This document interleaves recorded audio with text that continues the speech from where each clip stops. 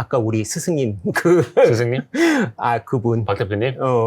그분처럼 책 읽어야죠. 저도 아주 아주 어. 작은 수량만 읽고 있는데요. 네.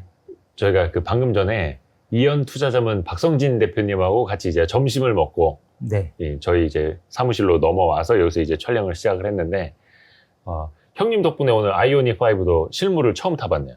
한 200m 탔나? 200m. 예. 주차하는 것만 같이. 네. 차 좋던데요? 네, 전기차의 매력이 있어요. 어. 그러니까 기본적으로 진동이 없고 모든 게 다 전자식으로 이루어지다 보니까 네. 컨트롤이 되게 안정적인 느낌이 들어요. 그리고 배터리가 차량 하부에 장착이 네. 되니까 되게 무겁잖아요. 네. 지금 아이오닉이 2톤이 넘어요. 저 차가요? 예, 그 전에 샀던 엄청 무겁네. 그 전에 샀던 SUV가 1.5톤 정도 되거든요. 네네네. 그러면 500km나 더 무겁잖아요. 엔진이 없는데도 다 배터리 무게가 하방에 다 쏠려 있잖아요. 네, 그러니까 차량의 주행 안정성, 코너링 이런 것들이 되게 좋죠. 그것도 대구에서 몰고 오신 거잖아요. 네. 자율주행으로. 자율주행으로 네, 확실히 좀 편해졌습니다. 차선 정도 맞춰주는. 네, 그렇죠. 네, 차선 맞추고 테슬라하고 물론 테슬라가 자율주행이 훨씬 더 앞서 있지만 현대차 자율주행이 하나 좋은 게 네. 속도 감지, 속도를 위반하면 안 되지만 예를 들어서 고속도로 100km짜리를 110km로 세팅을 한다고 치면 네. 카메라 앞에서 100km로 줄였다가 그래요? 네. 똑똑하네. 네, 내비게이션 연동 자율주행. 똑똑하네. 됩니다. 근데 아직 시내에서는 자율주행 안 되잖아요. 테슬라처럼 되지는 않잖아요. 시내에서는. 그건 아직 좀 그건 시간이 아직. 많이 걸리죠. 근데 이제 그 부분도 음. 제가 보기에는 자율주행을 아직 메이커들이 나 정말 자율주행이 돼 라고 공언할 수 있는 단계가 그쵸. 시간이 많이 걸린다. 그 부분은 보험 때문일 거다. 그러니까 자율주행 나만 믿으세요라고 네. 제조사가 말하는 순간 네. 자동차 사고의 보험 청구가 네네. 제조사로 될 확률이 높잖아요. 네네네. 지금은 개개인한테 가는데. 네. 그래서 그 부분이 천문학적으로 될 수 있어서 그 부분의 보험을 처리하지 않는 이상 대놓고 내가 완벽한 자율주행이 됐다라고 공언하기는 쉽지 않고 아름아름 지금처럼. 그 제도가 같이 이제 완비가 돼야 되는 네, 거니까. 네, 그럴 것 같습니다. 그래서 오늘 누구랑 이렇게 전기차 얘기를 하고 있나 아마 이제 많은 분들은 궁금해하실 수가 있는데 네. 오늘은 대구에서 온 남자, 대구에서 아이오닉 5 타고 온 남자 우리 임순기 형님을 제가 모셨습니다. 제가 그 라이브 할 때도 그렇고 제 주변에 찐 고수가 있다. 네. 기업 분석을 정말 디테일하게 깊이 있게 잘 들어가시는 분이 있다. 사실 몇 번 이렇게 넌지시 이야기한 적이 있거든요. 네. 그분이 이분입니다. 반갑습니다. 우리 임순기 형님. 필명이 리스크입니다. 아니, 왜 필명을 리스크라고 지으신 거예요? 2002년도인가요? 2003년도가 피터 번스타인의 리스크라는 책이 있어요. 네네네. 그러니까 그 리스크는 어떤 책이냐면 우리가 살아가면서 리스크가 얼마나 있고 그걸 어떻게 회피해야 되는가에 관련된 그런 역사책이에요. 그러니까 과거부터 우리는 수학적으로 정량적으로 리스크를 해지하는 방법에 대해서 계속 고민을 해왔어요. 네. 근데 제가 주식 투자를 하면서 가장 이 주식이 보통 리스크가 크다고 얘기하잖아요. 네. 리스크, 하이 리턴, 하이 리스크 이렇게 하이 리스크, 하이 리턴. 네, 하이 리스크, 그렇게 하이 리턴. 얘기하는데 네. 그러면 저의 목표는 이거죠.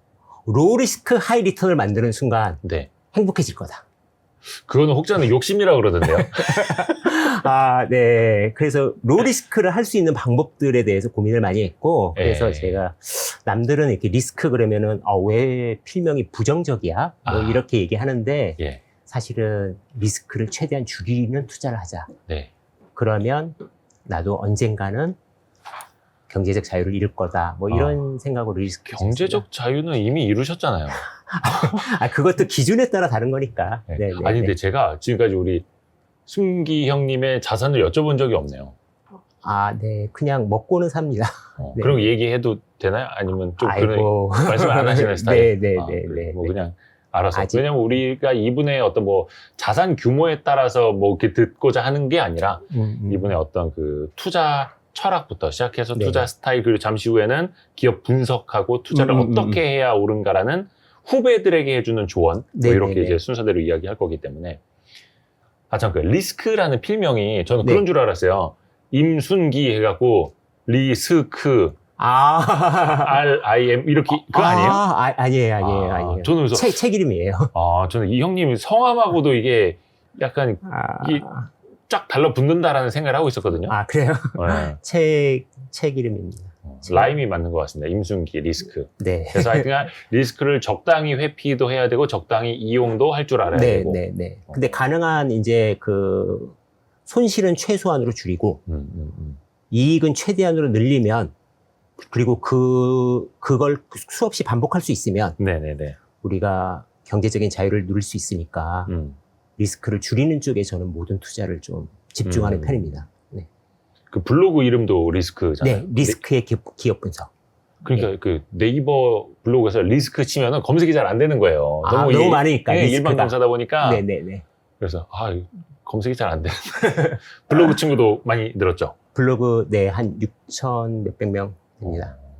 웨이론 네이버 이용해가지고 막. 네, 제가 작년 말부터 네. 블로그가 좀 늘어나고, 근데 블로그 댓글에 네. 주식을 좀 모르시는 분이 많으신 것 같아요. 그래서 초보자들. 네, 그런 댓글들이 들려서 제가 비정기적으로 번개를 했었어요. 구글 밑으로. 네. 구글 밑으로 번개를 했는데, 그게 조금 늘어나고, 그래서 구글 밑에는 150명까지밖에 안 되더라고요. 그래서 다행히 네이버가 웨이를 만들어줘가지고, 웨이는 500명까지 되니까, 네. 지금, 한 달에 2번 정도 생방송으로 하고 있고요. 그러니까 그 방송은 라이브만 하고, 네. 예, 기록은 남기진 않고 있고요. 거기서 산업, 종목, 뭐 이런 얘기들.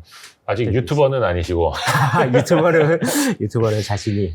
거기서 그냥 형님이 직접 공부하신 산업, 네네네. 뭐 공부하신 이야기들을 같이 이제 풀어놓는. 네네. 그렇고 제가 보는 시장. 그러니까 시장은 제가 보지는 않는데요. 예. 투자자들이 많은 정보를 접하잖아요. 네. 그러니까 기업 정보도 접하고 뭐 그러다 보면 자연스럽게 알아가는 시황. 근데 시황을 중요시 여기진 않아요. 근데 사람들이 너무 오랜만에도 굉장히 많이 흔들렸잖아요. 그러니까 네. 예를 들어서 1월 말에 게임스탑. 네네. 기억나시는지 모르겠지만 네. 게임스탑에 돈이 쏠리면서 예. 숏을 쳤던 대형 헤지펀드들이 네. 뭐 망할 거다. 네. 이래서 전 세계 주식이 빠진다. 뭐 네네. 이런 일들. 그렇죠. 그러니까 올 초만 하더라도 대형 이슈가 되게 많았고 최근 들어서도 테이퍼링 얘기. 네. 그리고 계속되죠, 이제. 네. 그 인플레이션에 따른 금리 인상 얘기. 네네. 채권 금리 상승 얘기가 네. 시장에 계속적으로 노이즈로 왔잖아요. 근데 돌이켜보면 다 별거 아니잖아요. 그러니까 지금은 그런 거를 생각하기에는 유동성이 너무 많으니까 네. 기업만 보면 되는 제가 작년 말부터 주변에 하는 얘기는 뭐냐면 네. 제 인생의 최대의 안전한 시기에 투자를 하고 있다. 지금이요? 네. 왜냐면요. 예. 델타 변이 바이러스가 이렇게 늘어나서 또 각자 당국들이 긴장하잖아요. 그렇죠. 이게 어떻게 될지 몰라요. 그러면 여기서 여태까지 돈을 많이 부어서 여기까지 살려놨는데 네. 여기서 미국이 중국하고 세게 붙는다던가 뭔가를 해버리면 이 미래가 불확실해지잖아요. 네네네. 그러면 여태까지 쏟아부었던 돈들이 무의미해질 수가 있어요. 그럼 다시 처음부터 쏟아부어야 되거든요. 네네. 그러니까 지금은 오히려 유동성을 회수할 수는 없고 네. 유동성을 줄이는 것도 쉽지 않은 시대에 와 있으니까 좋은 기업만 찾아서 투자를 한다면 이럴 확률이 굉장히 없는 시장이죠. 그러니까 2018년도만 봐도 우리가 그 미중 무역 전쟁에 의해서 한국 시장이 왔다 갔다 했잖아요. 네네네. 왜냐하면 한국은 지금 대외 의존도 중에서 중국이 순이익에서 굉장히 큰 비중을 차지하는데 네네네. 미국이 중국을 때리니까 한국도 같이 휘청거렸단 말이에요. 그렇죠. 그러니까 지금은 오히려 미중 갈등이 없고 오히려 예전보다 완화돼 있고 또 각 나라가 부양책을 쓰고 있으니까 그리고 또 한국이 준비를 잘해서 미래 산업들 포지션이 크다 보니까 지수가 오르는 게 어떻게 보면 너무나 당연하죠. 그런데 각각의 삶에서 보면 네. 내 생활이 어려운데 내 삶이 어려운데 주시장이 왜 올라가 이렇게 이해를 못 하시는 경우가 많잖아요. 그렇죠. 그래서 그런 거를 조금 이렇게 설명해 드리고 싶었어요. 조금이나마. 네, 그러면 지금 여태까지는 안 했더라도 우리가 자본을 좀 알아가고 네. 자본시장을 알아가서 그거를 투자에 활용하면 참 좋을 텐데. 네. 근데 그 중에서 저는 채권도 크고 부동산도 크고 주식도 크지만 저는 기업을 분석가니까 기업적으로 세상을 이해하고 기업적으로 사람들한테 이야기를 하고 있는 거죠. 진짜 멋집니다. 그래서 사실은 좀 뭐 후학이라고 너무 거창하게 표현하면 좀 부러우실 수도 있으니까 그래서 다른 이제 초보 투자자분들한테 좀 도움을 주시려는. 그걸 또 뭐 상업적으로 이용하시는 것도 아니고. 제가 운영사를 하는 것도 아니고. 그러니까 고객 모집할 필요도 없고. 또 뭘까요? 뭐 유튜브에서 광고, 뭐 사실 유튜브 한다고 돈 되는 것도 아니지만. 그쵸. 뭐 그런 것도 아니고 그냥 정보 공개를 통해서 제가 하는 다양한 투자 방법 중에서. 제가 하는 투자의 방법이 제 생각에는 확률이 높은 게임이다. 그러면 이거를 좀 반복할 수만 있다면 괜찮을 텐데. 그리고 이런 방법들이 저도 이제 내년부터 더 도입하려고 하는데 해외 쪽으로 도입을 할 수 있으니까요. 결국은 본질은 같으니까요. 그거를 한국에서 하느냐 해외에서 하느냐 이 문제니까요. 그래서 지금 조금씩 해외 비중을 자산의 한 1% 정도 아예 안 하다가 미국 비중을 좀 올렸고 장기적으로는 좀 한 30-40%까지 올릴 생각 갖고 있습니다. 보니까 형님이 그 자산 배분이라고 해야 되나요? 어차피 이제 거의 주식이기는 한데 주식이죠. 그 비중을 뭐 종목별로도 그렇고 산업별로도 그렇고 방금 이제 말씀한 해외 주식 같은 경우에도 굉장히 디테일하게 조절하시던데요. 거의 무슨 뭐 펀드에서 비중 조절하듯이. 제가 그러니까 산업 부분별로 비중이 나눠져 있긴 한데 막 의도적으로 막 로지컬하게 하진 않고요. 각 산업에서 지금 이게 충분히 좋은 회사들이 있잖아요. 그러니까 몇 개 회사에 투자하기에는 리스크에 노출이 되니까 종목들을 좀 많이 찾다 보니까 이쪽 산업에도 하나 있고 저쪽 산업에도 하나 있고 뭐 이렇게 되고 또 아무래도 현금 흐름이 없다 보니까 전업 투자자시니까 그러니까 좀 배당도 일부 좀 신경을 쓰고 있고 뭐 이렇게 하다 보니까 된 거지 처음부터 그러진 않았습니다. 처음부터 저 역시도 그 자산이 되게 작을 때 뭐 지금도 크진 않지만 5개 종목 이내로 했었고요. 지금은 한 30여 개, 한 40개 좀 안 되죠. 30-40개 정도? 지금 근데 형님은 처음에 주식 투자를 시작하신 게 언제쯤이었던가요? 주식 투자는 저희 와이프가 먼저 했어요. 2004년도 정도에. 그러다가 제가 본격적으로 제가 이제 사업하던 것들이 잘 안 되면서 이쪽으로 들어온 게 2010년입니다. 그러니까 본격적으로 한 건 전업은 아니었을 거고 2010년에 전업이고 그 금융위기 때까지는 사업을 했었죠. 그러니까 리먼 사태 때까지는. 그러면 그 전에 막 주식 투자를 막 깊이 있게 하셨던 것도 아니고 거의 깊이 있게 시작한 거를 전업으로 한 거는 시작을 하신 거예요? 2009년, 2010년. 근데 그게 뭐 어떤 자발적인 전업 투자자는 아니고 자발적이 아니었습니다. 사업이 좀 안 되시면서 비자발적 전업이었습니다. 이거 되게 가슴 아픈 얘기인데 자꾸 실패의 담을 듣고 싶지. 뭐 다들 실패하고 성공하고 반복하는 거 아닌가요? 근데 약간 사업적으로는 좀 잘 안 좋았어요. 안 맞았었어요, 좀? 뭐 초창기에 제가 이제 30살에 LG에서 나와서 LG 다니셨다가 결혼하기 전에 이렇게 LG 나와서 막 그때는 어느 정도 됐다가 또 안 됐다가를 계속 반복했는데 결국은 긴 97년도에 제가 나왔으니까 97년에 나오셨다고요? 97년도에 제가 30살에 나왔거든요. 그래서 30살에 LG 퇴사를? IMF 직전에? 직전에. 그러니까 5년, 회사 5년만 딱 다니고 관뒀어요. 그래서 돈 벌고 싶어가지고 나왔는데. 그때도 사업을 하셨고 또 약간 좀 뭐 아이템 변경을 하시면서 하시다가 결국에는 글로벌 금융위기 때 아예 그냥 다 접고 그래서 2009년도부터 뭘 할까 고민을 굉장히 많이 하고 그 중에서 이제 주식 계좌는 그래도 복리로 조금씩 금액은 작지만 늘고 있었어요. 그래서 주식을 한번 본격적으로 해보자. 그래서 2010년도부터 시작했습니다. 그럼 그때 어떻게 시드머니가 좀 있었을 텐가요? 그러니까 그때 시드머니가 이제 제가 1,500만 원으로 2006년도에 1,500만 원을 한 게 한 5,500이 됐었고 2006년에 1,500으로 시작해서 그게 5,000이 됐었는데 2010년쯤에 집사람이 또 한 1억을 제 통장에 넣어줬어요. 와, 형수님. 그게 그걸로 이렇게 네. 여기까지 왔습니다. 아, 그거를 이제 네. 시드 삼아서 한 1억 5천 정도로 해서 네. 2010년부터 얼추 그러면 전업으로 한 12년 이렇게 네. 하신 거네요. 12년. 이야. 근데 이제 아까도 말씀하셨는데 전업 투자자로서는 이제 그 현금 흐름이 이제 없으니까 유입이 되는 게 없으니까 그러면 그거는 이제 형수님이 네. 경제 활동을 하시는 걸로 네, 같이 하면서 집사람이 경제 활동을 꽤 오래 했었죠. 네. 왜냐면 요거 보시는 분들은 그럼 나도 그냥 전업 투자 할 수 있는 거 아니야 이렇게 생각하시는 분들 많거든요. 요즘에 또 막 경제적 자유, 전업 투자자 이런 네. 쪽에 대한 게 로망이 너무 세다 보니까 초창기 한 3, 4년은 정말 집사람의 도움이 중요했죠. 네, 그리고 어느 정도 2015년 이후에는 뭐 그게 되게 고마운 돈인데 그게 예. 뭐 그것보다는 주식으로 움직인 돈이 더 크니까. 네. 언제부터 잘 되신 거예요? 언제부터? 언제부터요? 네. 딱 계기가 있었을 거 아니야, 막. 2010년도 이제부터는 내가 빼고는 좀, 네.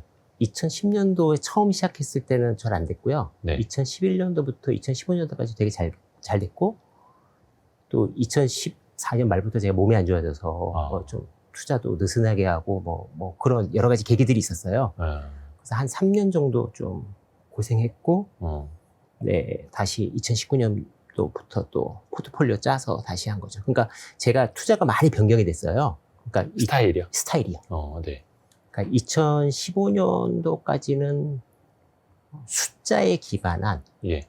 완전 숫자 투자. 그러니까 퍼가 몇이야, PBR이 몇이야, 배당 수익이 몇이야. 그리고 제가 그 당시도 제일 잘했던 게 다음 분기 실적을 예측하는 거. 네. 그러니까 계산해서 예. 네, 하는 거. 그런 거를 통해서 수익이 났는데 2015년도부터는 유동성이 풍부해지고 막 바이오 올라갔고 그때거든요. 네네. 네, 그러면서 제 투자하고 좀 괴리가 생기더라고요. 그래서 좀 고전했었고, 근데 그때도 공부는 굉장히 많이 했었어요. 기업 공부는. 그래서 1년에 한 몇백 개씩, 하루에 한 두세 개씩은 사업 보고서 계속 보거든요. 네네. 그래서 그거 정리해 놓은 걸 기반으로 2019년 말부터 포트폴리오 짜서, 네, 쭉쭉쭉 하고 있는데, 그러니까 저는 이제 완벽하게 가치 투자에서 시작해서 네. 지금은 좀 하이브리드 투자라고 해야 할까? 그러니까 하이브리드. 예. 요새 책으로 보면 네. 내러티브 앤 넘버스. 네네. 그러니까 과거엔 넘버스 중심이었는데 네. 지금은 내러티브 투자도 겸하고 있습니다. 그러니까 그렇다 그래서 넘버스를 중요시 여기진 않는 건 아니고요. 네. 내러티브와 넘버스를 어떻게 좋아하느냐. 여기에. 맞아요. 우리 저기 임순기 형님이 정말 자주 쓰시는 말씀입니다. 내러티브와 넘버스. 네. 저도 좀 많이 인용하고 있는데. 네. 확실히 요즘에 이제 유동성도 많고, 네. 그리고 또 이제 4차 산업 시대고, 네. 뭐 원래 이제 주식이라는 게 또 꿈을 담고 있어야 되는 네. 거긴 한데, 그러다 네. 보니까 더더욱이 과거의 넘버스 네. 보다는 네. 정성적인 거, 그 다음에 기대치가 담겨 있는 내러티브 이렇게 또 많이 가는 것 같아요, 흐름이. 네. 그러니까 처음에는 이해하기가 어려운 게 이런 거예요. 어떤 회사, 그러니까 A라는 회사도 100억을 벌고 네. B라는 회사도 100억을 버는데 네. 어떤 회사 시총은 500억이고 어떤 회사 시총은 5천억일 수도 있잖아요. 네. 하다못해 100억을 안 벌고 마이너스 100억이 돼도 그렇죠. 뭐 1조가 갈 수도 있잖아요. 네. 그러니까 돈이 다르다는 거죠. 돈이. 근데 돈이 왜 다르냐라고 한다면 이런 거 제가 생각하기로는 이런 겁니다. 그러니까 제가 어렸을 때는 정말 중요한 게 석유, 쌀 뭐 이런 거였다면 맞아요. 예. 지금 그것들은 가격이 그렇게 안 올랐어요. 그렇죠. 예, 진짜 중요했던 것들은 가격이 안 올랐고 중요하지 않았던 게 올랐다는 거죠. 그러니까 나이키 신발도 보면 지금도 인터넷 쇼핑몰에 25,000원짜리 팔아요. 25,000원, 30,000원짜리 팔거든요. 네. 과거에 아주 어렸을 때 제가 신던 그 정도 네. 신발이 예. 그 정도 가격에 팔아요. 네, 그때 네. 그 가격에. 그런데 200만 원짜리, 100만 원짜리 나이키도 있잖아요. 그렇죠. 예, 네. 같은 신발인데. 그러니까 돈이 달라졌다, 돈이. 그래서 제가 비유를 드는 게 이런 거거든요. 정말 돈이 많은 네. 사람도 예. 하루에 100끼를 먹을 수는 없잖아요. 네. 죽죠, 100끼 먹으면. 네. 뭐 많이 먹어야 3, 4끼잖아요. 그러니까 끼에 들어가는 필수는 그 사람들한테 가치가 없는 거죠. 그렇죠. 예. 양적인 거는. 네. 그래서 그것들을 인정해야 되는 시간들이 좀 걸렸고 네. 지금은 그거와 더불어서 넘버스도 하고 내러티브도 투자를 하고 그리고 배당도 투자를 하고 이러고 있습니다. 그게 이제 본인만의 스타일을 그렇게 해서 이제 정립을 하신 거고, 네. 그렇게 하는데 이제 몇 번의 이제 시행착오도 계속 있으셨을 있죠. 거고. 네네. 지금도 시행착오를 계속합니다. 그러니까 완벽하게 제 투자 기법이 마스터가 된 게 아니기 때문에. 그건 뭐 누구나 다 마찬가지죠. 네. 예. 그래서 오늘 잘못했던 거, 네. 또 선입견에 사로잡혀서 투자 안 했던 거. 아. 오늘도 이제 저랑 같이 투자 동료하고도 이제 자아 비판을 많이 하고 왔는데요. 분명히 알고 있었는데 네. 과거에 갖고 있던 선입견 때문에 투자를 안 한 기업들이 1년에 몇 번씩 되고 그게 대박이 되는 경우가 많아요. 그리고 타이밍 이슈도 있어요. 네. 그러니까 제가 3월 22일인가? 토요일인데 그때 신재생 에너지 강의를 제가 라이브로 했었거든요. 네네. 그때 제가 강의에 원전은 할 가능성이 높다. 그래서 뭐 할 가능성? 원전. 예, 원전은 그러니까 뭐 신재생 할 가능성? 에너지를 공부해 보면 네. 원전의 필요성을 과도기적이든 뭐든 느낄 수밖에 없습니다. 그쵸, 왜냐면은 기저발전이 네. 지금 다 탄소를 어마어마하게 뿜어내잖아요. 네. 그럼 기저발전을 대체할 수 있는 건 기저발전이어야 되지 간헐적 발전은 쉽지 않습니다. 네. 간헐적 발전은 그거를 저장했다 꺼내야 되니까 그렇죠. 너무 경제적으로 피해가 커요. 그러니까 그게 과도기적이든 종착지든 모르겠지만 네. 원전의 필요성은 점점 더 대두될 수밖에 없습니다. 신재생을 공부하면 공부할수록. 네. 그래서 500만 원 두산중공업 샀다가 네. 500만 원? 일단 발가락 담근 거네요. 네, 하반기에 메모해놨거든요. 9월 네. 1일부터 본격적으로 산다. 뭐, 네. 그래 저 역시도 타이밍을 재다가 네, 투자 아이디어가 날아가는 거죠. 네. 그러니까 그런 사례도 있고 네. 지금도 끊임없이 네네. 보완해 나가고 있고 수정해 네. 나가고 있고. 네. 물 잠깐 드세요. 네. 네. 목 타실 것 같은데. 네, 제가 보니까 네. 형님이 진짜 대박 종목이 많잖아요. 네. 그것도 그냥 뭐 2배 뭐 요 정도도 아니고 몇 네. 배. 네. 리스크님의 블로그를 보신 분들이라면 아실 거예요. 그렇죠? 네. 거기 원체 뭐 매크로 이런 거 없고 네. 네. 다 기업 분석이잖아. 거기도 막 네. 수십 개 있던데요. 네. 네. 기업 분석 사례. 뭐 네. 그리고 다 절대 추천 종목도 아니고 네. 뭐 매수매도 신호를 드리는 차원도 아니고 본인의 네. 이제 스터디를 위한 공간이기는 한데. 그리고 그게 또 제가 지금 그 종목을 다 갖고 있는 것도 아니고. 그렇죠. 네네. 예. 그래서 절대 이제 오해하시면 안 되는데 하여튼간 본인이 이제 스터디 해 오셨던 네네. 기업들을 보면은 대단한 것들이 많이 나왔더라고요. 네. 이렇게 해서 이렇게 좋은 사례가 나왔다. 그냥 사례로 하나 좀 이야기해 주실 만한 거 있을까요? 사례로 예. 드릴 수 있는 말씀 중에 몇 가지가 있는데 TCC 스틸을 제가 블로그에 올린 게 아마 2년 가까이 됐을 거예요. 19년 가을 정도에 올렸을 거예요. 그게 아마 형님하고 한 2년 전 저희 스터디 때 형님이 이야기 많이 하셨었어요. 그래요? 근데 스터디에서 TCC 스틸을 발표를 해놓고도 안 움직이니까 사람들이 이제 믿지 않는 거였죠. 네네. 저도 그래서 그냥 안 샀거든요. 네네. 이 회사의 주가가 제가 말씀드리고 난 때보다 현재 주가로 2배 반? 2배 이상 올라 있거든요. 네네네.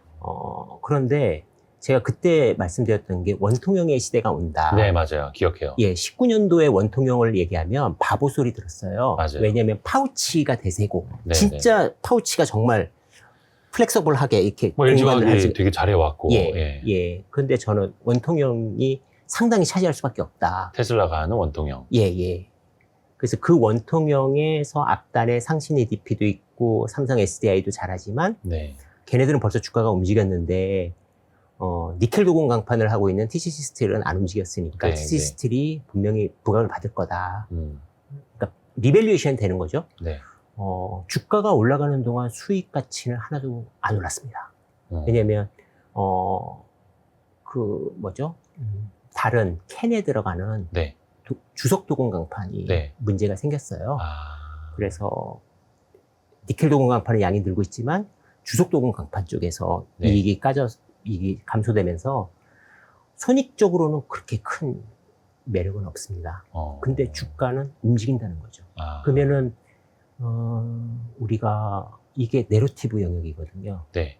그러니까 지금은 그렇지만 어차피 원통형도 대박이 될 거니까 네. 미래 가치를 땡기는 거죠. 예. 왜냐하면 독점 회사잖아요. 네. TGC 스틸이 니켈 도금 강판 국내 독점이고 예, 잘 만듭니다. 그래서 그러니까 근데 그것까지 기다리는 시간이 지루하죠. 그게 1년 반 정도 걸렸어. 그냥. 맞아요. 이게 사실 이제 저도 많은 분들하고 농담 반 진담 반 이야기하는 거지만 스터디 모임 같은 데 나가서 내가 이제 종목 발표를 해도 이게 오르고 있으면 사람들이 오, 좋아 보여 하는데 그쵸. 안 움직이고 있으면 그렇죠. 에이, 그게 실현 가능성이 있겠어 이렇게 하는 거죠. 그렇죠. 네. 그리고 공부하는 사람들은 또 거기에 매몰돼 버리죠. 그러니까 저 같은 경우는 좀 공부 양이 많으니까 또 자기 확신에 빠져서 매몰되고 그리고 남들이 외면하는 동안을 묵묵히 견뎌야 되니까 네. 예, 그런 시간들이 좀 힘들죠. 네. 그런 거 어떻게 견뎌야 됩니까? 예를 들어서 현금 그 유입이 뭐 급여라든지 이런 게 없는 상황이라면은 특히 더 하잖아요. 종목이 그러니까 많아야 돼요. 네, 그러니까 지금은 그건 자산이 어느 정도 되니까 네. 분산하는 차원에서 이제 많아졌을 거고. 예, 그러니까 과거에는 실적으로 움직일 때는 정말 제 세상이었죠. 왜냐하면 다음 분기 실적을 제가 계산을 잘 했고 네, 잘 할 수 있으니까 네. 예, 바로바로 수익 실현이 돼서 예, 전혀 문제가 없었는데 지금은 그런 시대가 아니고 네. 어떻게 보면 제 종목이 각광을 받을 시대까지 기다려야 되잖아요. 네. 그러려면 지금은 좀 뿌리는 게 맞다. 과거보다 더 그렇게 됐다라고 생각되죠. 예. 딱 실적대로만 가는 흐름도 또 아니고. 네. 예. 요 방송을 보시는 분들 이제 전업 투자자분들보다는 뭐 자영업자라든지 직장인들이 굉장히 많으시거든요. 근데 그런 분들 입장에서 뭐 하루에 몇 개의 기업식을 다 이렇게 공부하실 수는 없고. 어렵죠. 그래서 이제 몇 개만 놓고 이제 깊이 들어가는 혹은 어떤 분들은 그냥 남들이 하는 이야기만 주워 듣고 이러신 분들이 되게 많을 텐데 그런 분들을 위한 현실적인 공부 방법 좀 조언 좀 해주세요. 본론은 이제 저쪽 넘어가서 네. 우리가 자세히 좀 할 거긴 합니다만. 이 투자 방법이 한 가지가 있는 게 아니라서 네. 이런 얘기를 뭐 단정지어서 이 얘기 드릴 수는 없어요. 근데 제가 경험한 바로는 네. 시간이 오래 걸리더라도 한 종목을 깊게 들어가면 네. 확산됐을 때 시너지가 많이 난다. 그러니까 한 종목을 좀 깊게 들어가는 연습을 해버리면 네. 유사도 되게 쉬워지고 유사 기업, 유사 산업들도 네. 공부가 쉬워지거든요. 그렇죠. 동종업계는 비싸 보이니까. 근데 그게 우리가 다 연결돼 있는 시대에 살아요. 네. 그러니까 화학회사가 시계 원재료를 만들고 뭐 코로나에 화학 뭐 장갑의 원료를 만들고 다 연결돼 있어요. 네, 네. 그거를 만들기 위한 에너지, 그거를 만들기 위한 탄소. 그러니까 어떻게 보면 우리가 살아가는 삶이 딱 구분지어서 구별할 수가 없잖아요. 내가 지금 쓰는 이 돈이 야 너는 IT만 썼어? 뭐 이럴 수 없는 거잖아요. 제가 핸드폰을 사도 거기에 플라스틱도 있고, 그렇죠. 배터리도 있고, 예. 네, 또 통신요금도 내는 거고. 네. 그러니까 이게 다 복합돼서 어렵다고 생각되는데 오히려 하나를 깊게 들어가면 네. 연관성들이 더 쉽게 보이더라. 그래서 좀 힘들더라도 하나를 좀 깊게 들어가면 산업도 정리가 되고 연관도 보이고 결국은 네. 뿌리가 밑에서는 또 이렇게 여러 가지로 예. 퍼져지고 만나게 되고. 네. 그래서 깊게 들어가는 연습을 한 번이라도 해놓으면 다음엔 쉽다. 근데 이제 그런 경험들도 없고 주변에 그렇게 해서 성공한 사람들도 없으니까 물론 저도 아직은 그런 과정에 있는 사람이지만 그래서 그런 것들을 좀 알려드리면 되게 좋겠다 싶은 생각들이 있죠. 그러니까 이제 흔히들 표현하는 복잡계.